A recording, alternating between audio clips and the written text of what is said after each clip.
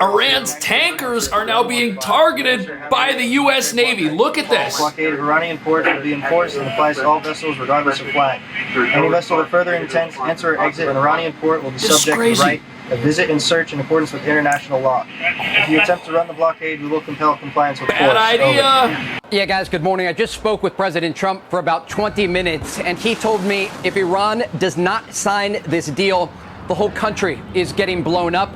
He went on to say that bridges and power plants will be targeted if Iran does not sign this agreement. The president telling me that U.S. Special Envoys Jared Kushner and Steve Witkoff are heading to Islamabad, Pakistan for meetings on Tuesday, possibly into Wednesday, to try and get this agreement across the finish line. The president telling Fox News this is a very simple deal. But this is the last chance for the Iranians. The president very clear in our conversation that he is not making the same mistake that President Obama made, giving cash to the Iranians and allowing them to continue a nuclear program. Yeah, that didn't work. The deal on the table is to reopen the Strait of Hormuz to ensure that the Iranians do not have this highly enriched uranium that is buried deep underground after Operation Midnight Hammer last summer. And again, the president telling Fox News that the entire country will be blown up. Bridges and power plants will be targeted if the Iranians do not sign this agreement. This is a significant development. Yeah, because it means the whole country's going to get hit hard. And all they had to do was agree to this same deal last week and pursue a path of peace. Because we are in this less than 72-hour window before the ceasefire between the United States and Iran expires.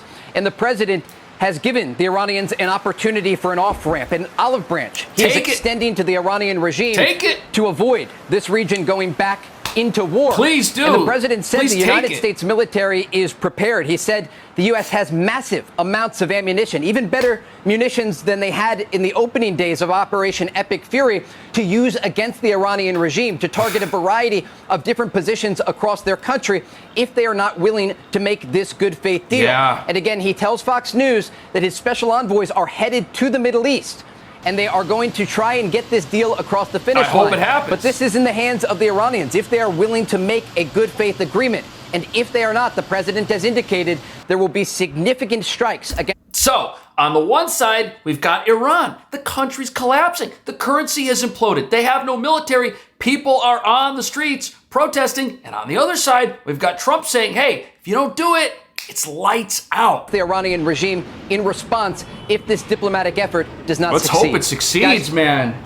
Trey, in your conversation with the president, it hasn't been talked much about lately, but there has been focus on Karg Island. Oh, yeah, the oil island. Strategic proximity to 90% of the crude oil goes through there. Did the president raise? I know he's talked to you about bridges and power plants, but what about they bombed that oil island last week? The president talked about the Strait of Hormuz and these violations of the ceasefire that were conducted by the Iranians yesterday. President Trump telling me about how they're using these small vessels to fire on ships in the Strait of Hormuz, but they're just using small ammunition. And despite the fact that they're not doing much damage, it's an indication that they are violating the ceasefire. And there's something else that's very strange about this. The ships they're firing on are nations that in the past have had friendly relations with Iran. And one of those tankers was Indian. Listen. This is Motoranga Marhedal. You gave me clearance to go. My name second on your list. You gave me clearance to go. You are fighting now. Let me turn back. We shouldn't be surprised. We had the supreme leader killed, and his son has taken over. But clearly, he's got serious injuries, and he has not been able to demonstrate that he is really in charge, except for some message trafficking that's going out there. There's a power struggle. A leadership vacuum for sure, and it's being filled by the IRGC leadership. Wow. And it's not so surprising. Why? Because they have the guns. And that's the reality of what is taking place. It's a military coup now. They own the force mechanism inside of Iran. And they're forcing the political people, who are also hardliners, just as much as Vahidi is, to conform to his will. Wow. And that's the reality of taking place. And what's helping Vahidi in his power grab here is the head of the National Security Council. The foreign minister is sidelined, and although he's in the deals, he's not really relevant other than the fact that he has relationships with our negotiating team, and he's a useful tool for them. So this might have something to do with why the peace talks have been stalled and why Trump is saying what he's saying. It's now a military dictatorship over there. More than 150 Iranian vessels are currently at the bottom of the sea. During Operation Epic Fury, the United States hammered the Iranian Navy, and they had prepared for a possible confrontation with the United States, but not enough, because the U.S. was so successful in these strikes that much of the Navy vessels the Iranians had prepared were not able to be used. So why are they still the fighting? reason that they have to use these smaller vessels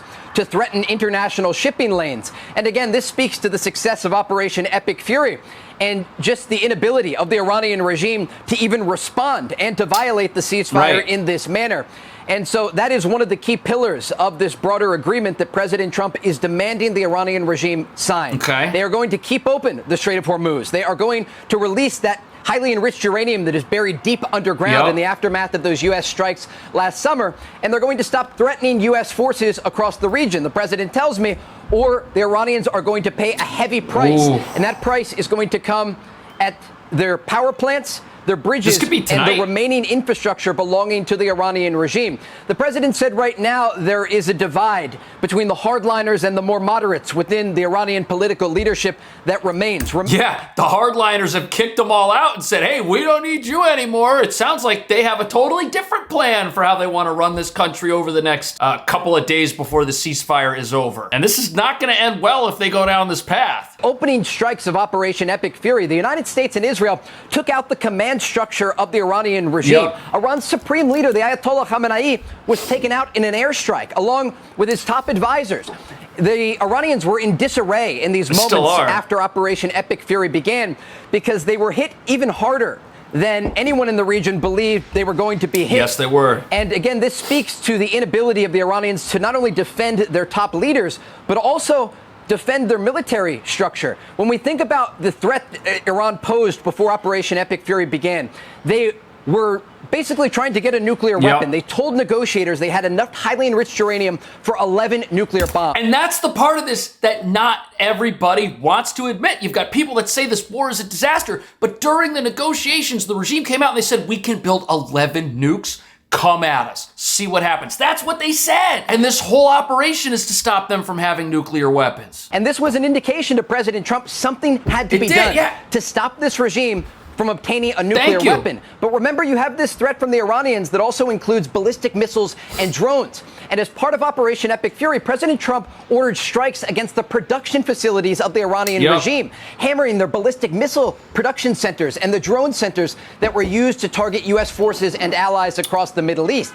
And now President Trump tells me that bridges and power plants are back on the target list for the United States. And if Iran does not sign this agreement in Islamabad this coming week, the president will order strikes, he tells me, against power plants and bridges inside of Iran. This will be a major escalation. It will. But the president told me. And he said to them that he didn't want to do it. He said he hoped he never had to do this. And Trump is saying at this point that bombs are going to start going off if the ceasefire expires and there is no deal. So there is like maximum pressure right now on this regime, which looks like it's controlled by a bunch of hardliners. And people say the president is out of line here when these hardliners are still attacking ships. He is expected, we also learned in that conversation, to release basically a letter today to the Iranians with this tough talk, letting them know what is at risk for their regime if they do not make a good faith agreement. I don't know if they want to listen. The president told me this tough talk is the only thing the Iranians understand.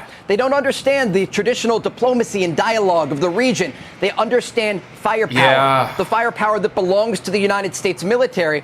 And President Trump again told me they have massive amounts of ammunition prepared. If the Iranians are not willing to make that good faith agreement, they are going to hammer the regime, targeting those bridges, power plants, and what is left of the IRGC military infrastructure. The other thing you got to remember is last week we had a ceasefire on the table so that none of this had to happen. And since then, it looks like the wrong people have taken over and are trying to wage war. This regime. They're crazy. You say that there's a faction, perhaps a more moderate versus a more radical wing of this regime. We don't know which one is in charge. Fighting maybe behind you the do, maybe you scenes. can let us know.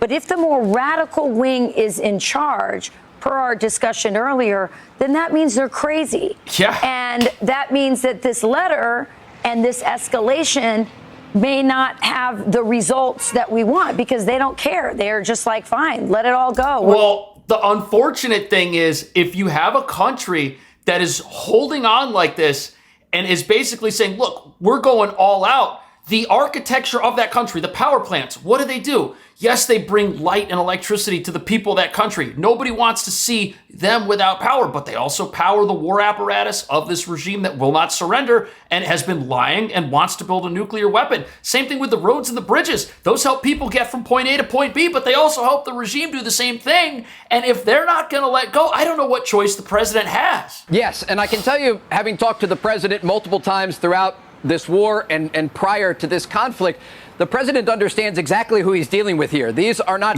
traditional negotiators on the other side of the table. This is not a traditional regime.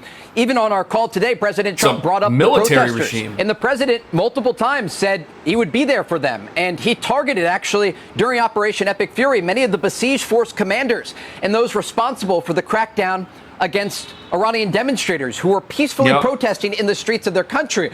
But again, I think the fact the president continues to bring this up, he understands two things. He understands the Iranian population, more than 90 million people, and many of them are quietly supporting what President Trump is doing, pressuring a repressive regime that spent 47 years cracking down on their own people. But he also understands the negotiators, and he understands the break in who's actually calling the shots here.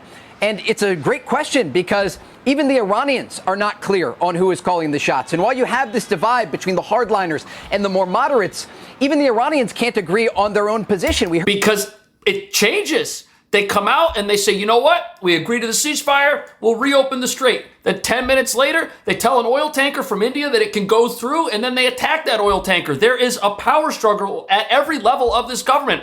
You have people in this government who agree with the population of this country and don't want this to go on anymore. And then you've got other people, and these are the people that have the weapons, that don't agree with any of that and get an order that says, hey, stand down. And they say, I don't want to do that. I didn't sign up to be part of this radical military force to stand down. I'm going to keep going. And that's why you have this just utter disarray. But what's not in disarray is the United States' ability to dismantle this regime one way or the other. So here we have the Strait of Hormuz.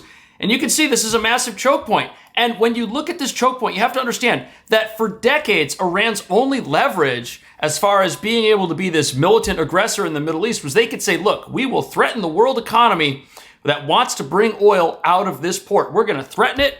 We're going to shut it down. That's our threat. But now the tables have been totally turned on them because who's blockading this area? It's the United States. We've shut this area down. Nobody's getting in, nobody's getting out, and 90% of Iran's oil, which is headed for China, that's not getting out either. And this is causing major problems for that economy. And China's even now saying that they want this to open up. Look at this. 6 hours ago, China's saying they want the strait to reopen. They want this over. And this is crazy because they're the ones that have been major beneficiaries of all of this illegal sanctioned oil. Iran only has one customer for all of their oil. It's China. They buy 90% of it. Their ability to threaten the world economy doesn't exist. There's oil tankers that were headed here to get oil that are now headed to the United States. The U.S. is outproducing the rest of the world when it comes to oil. And this doesn't affect us at all. Our economy's got plenty of oil. Yes, the price has changed because oil's priced in dollars globally, but this is not the advantage Iran thought it was for them. It's actually their biggest weakness because we could shut down their entire economy right here. Video overnight of U.S. forces taking over an Iranian cargo ship after a 6-hour standoff. The cargo ship was trying to break past the U.S.'s naval blockade. The ship, called Tauska, reportedly spent much of the last year moving between China and Iran. See? Hundreds of commercial tankers are now stranded on both sides of the strait after Iran halted traffic in the strait over the weekend, reversing course on its decision to effectively open it on Friday, agreeing with the United States. Tehran now telling shippers they must use new traffic lanes along the Iranian coast. But President Trump told me yesterday on the phone that it was the U.S. who closed the strait because of the blockade. U.S. officials are gearing up for another round of talks in Pakistan tonight. The Iranians, however, still no response on this meeting.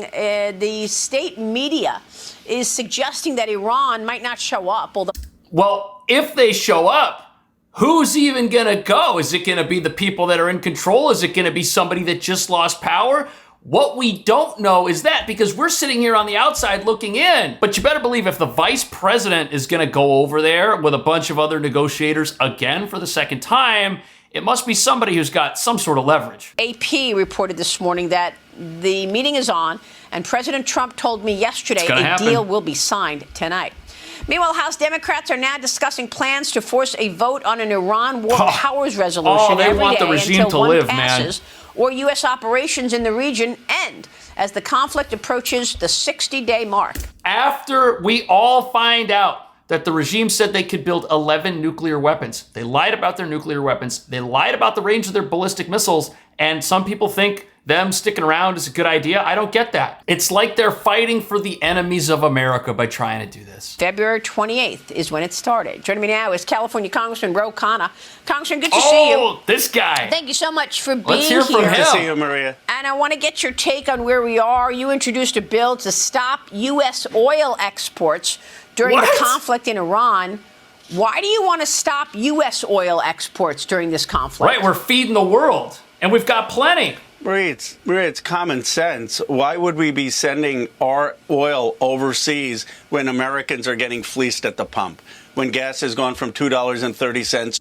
This guy doesn't understand how oil prices work. Oil is priced globally. Oil is not priced locally. The U.S. was producing, as you know, more oil and gas at a record level, even under Joe Biden. The point is, though, why are we exporting it? And Maria, the biggest point is, why have we gotten into a war that has led to the closing of the Strait of Hormuz?